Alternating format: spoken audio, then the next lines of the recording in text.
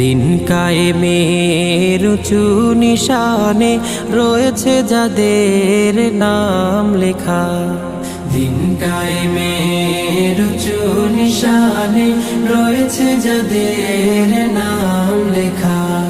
ধন্য হলো যারা নবী পরশে, ধন্য হলো যারা নবী পরশে, সে হলো সাহাবা। আসসালাম আসসালাম আসসালাম আসসালাম আসসালাম সাহাবা, আসসালাম সাহাবা।